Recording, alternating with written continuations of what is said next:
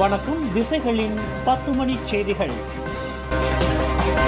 இம்மாதம் இறுதியில் petrol Ron 95 விலை லிட்டருக்கு $1.99 பிரதமர் உத்தரவாதம் அளித்தார். அரசாங்கம் ஏற்கனவே வாக்குறுதி அளித்ததைப் போன்று இம்மாதம் இறுதியில் பெட்ரோல் ரான் 95 விலை லிட்டருக்கு $1.99 விற்கப்படும் என்று பிரதமர் டத்தோஸ்ரீ அன்வார் இப்ராஹிம் இன்று உத்தரவாதம் அளித்துள்ளார். மக்களின் நிதி சுமையை குறைக்கும் பொருட்டு மடானி அரசாங்கம் மேற்கொண்டு வரும் அதிரடி நடவடிக்கைகளில் பெட்ரோல் ரான் 95 விலையை குறைப்பதும் அடங்கும் என்று பிரதமர் உறுதியளித்தார். சாமானிய மக்கள் தங்கள் வாகனங்களுக்கு பயன்படுத்தப்படும் பெட்ரோல் ரான் 95 தற்போது லிட்டருக்கு $2.05 விற்கப்படுகிறது. இம்மாதம் இறுதியில் லிட்டருக்கு 6 காசு குறைக்கப்பட்டு $1.99 விற்கப்படும். செப்டம்பர் மாதத்தை நாம் தொட்டுவிட்ட நிலையில் பெட்ரோல் ரான் 95 விலையை அரசாங்கம் ஏன் இன்னும் குறைக்கவில்லை என்று சிலர் வசைபாடிக் கொண்டிருக்கிறார்கள்.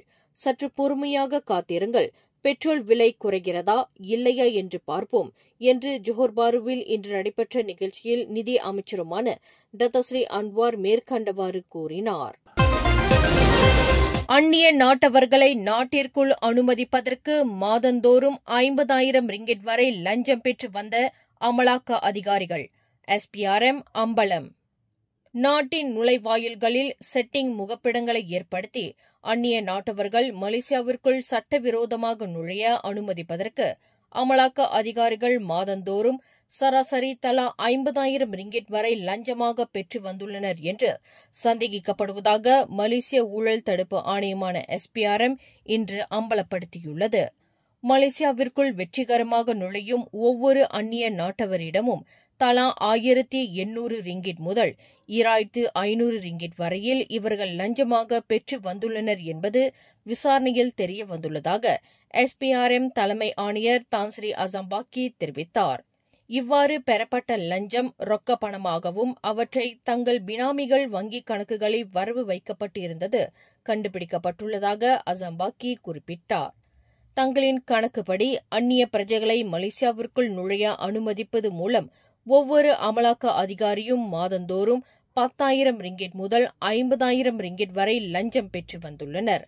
விமான நிலையத்தில் வந்திறங்கும் அந்நிய நாட்டவர்கள் எவ்வித சோதனை மற்றும் சிக்கலின்றி குடிநுழைவுத்துறையை தாண்டி செல்ல எந்த முகப்பிடத்திற்கு எந்த நேரத்தில் செல்ல வேண்டும் மற்றும் அந்நிய நாட்டவர்களின் கடப்பிதழ் எண் முதலிய விவரங்கள் முன்கூட்டியே ஏஜென்ட்டுகள் மூலம் சம்பந்தப்பட்ட அந்நிய நாட்டவரிடமும் செட்டிங் முகப்பிடத்தில் உள்ள அதிகாரிகளிடமும் தெரியப்படுத்தப்படுகிறது என்று அசம்பாக்கி குறிப்பிட்டார். நாட்டின் பிரதான நுழைவாயில்களான விமான நிலையங்களில் மலேசிய எல்லை பாதுகாப்பு ஏஜென்சியின் ஒத்துழைப்புடன் SPRM இதனை கண்டுபிடித்துள்ளதாக இன்று நடைபெற்ற செய்தியாளர்கள் கூட்டத்தில் அசம்பாக்கி இதனை தெரிவித்தார். மின்னஞ்சல் வழி தாம் மிரட்டப்பட்டு வருவதாக முன்னாள் பொருளாதார அமைச்சர் ரஃபீசி ரம்லி புகார் தெரிவித்துள்ளார். ஆடவர் ஒருவருடன் தாம் சம்பந்தப்பட்ட ஆபாச வீடியோ படம் தங்களிடம் இருப்பதாகவும் அதனை வெளியிடாமல் இருப்பதற்கு 4,70,000 ரிங்கிட் பணத்தை கோரி அடையாளம் தெரியாத நபர்கள் தம்மை மிரட்டி வருவதாக PKR கட்சியின் முன்னாள் துணைத் தலைவரான ரஃபீசி ரம்லி குறிப்பிட்டுள்ளார்.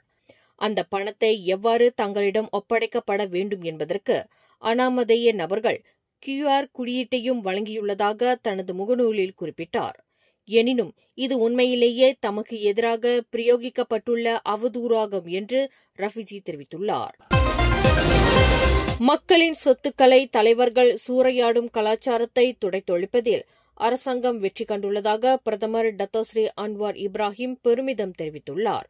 மக்களின் சொத்துக்களை கொள்ளையடித்தல், அதிகார துஷ்பிரயோகம் போன்று சாமானிய மக்களுக்கு சேர வேண்டிய உடைமைகளை தங்களுக்கு மடைமாற்றம் செய்து கொண்டிருந்த தலைவர்கள் இனி தலை தூக்க இயலாது. காரணம், தலைவர்களின் சூறையாடும் கலாச்சாரம் துடைத்தொழிக்கப்பட்டு வருகிறது என்று பிரதமர் குறிப்பிட்டார்.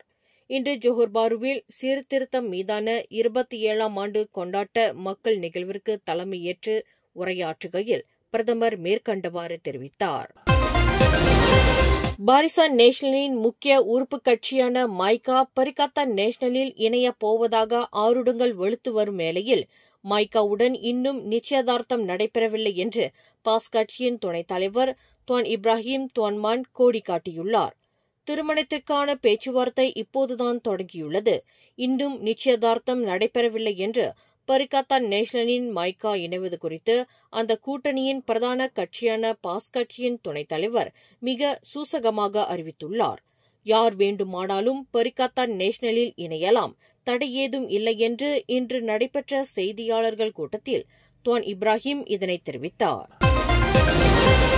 கோலாலம்பூர் பிரிக்ஃபீல்ட்ஸ் லிட்டில் இந்தியாவில் தீபாவளி பண்டிகையை முன்னிட்டு காலமாக வியாபாரம் செய்து வரும் வியாபாரிகளில் பெரும்பாலானோர் இம்முறை புறக்கணிக்கப்பட்டுள்ளதாக கூறி இன்று போர்க்கொடி தூக்கியுள்ளனர்.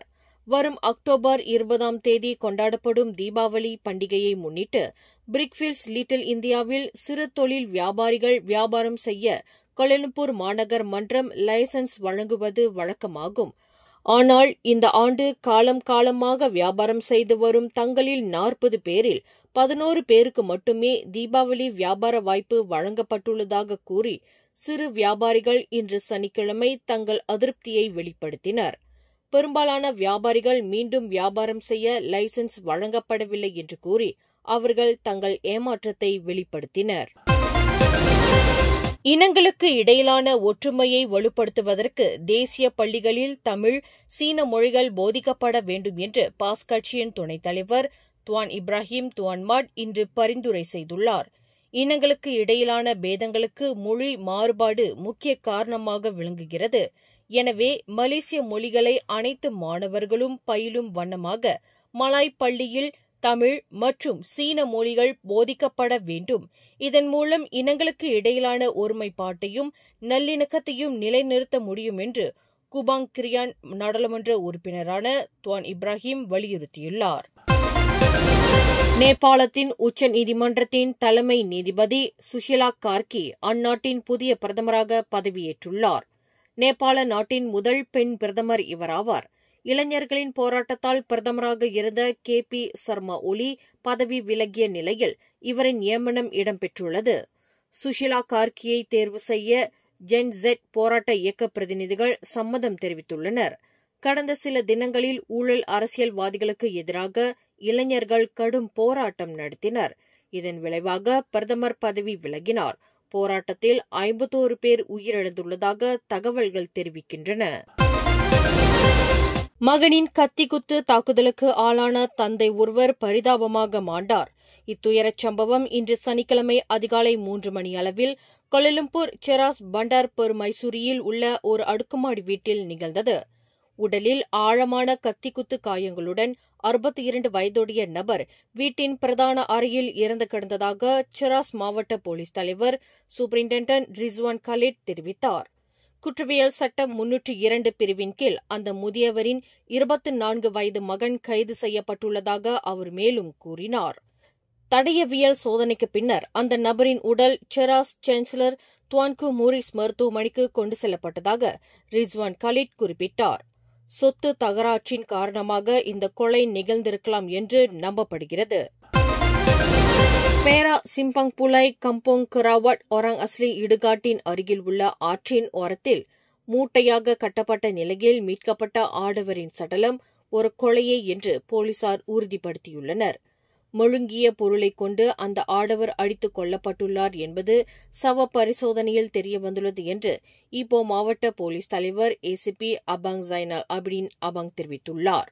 இந்த சம்பவம் தற்போது குற்றவியல் சட்டம் 302 பிரிவின் கீழ் விசாரணை நடத்தப்பட்டு வருவதாக அவர் குறிப்பிட்டார்.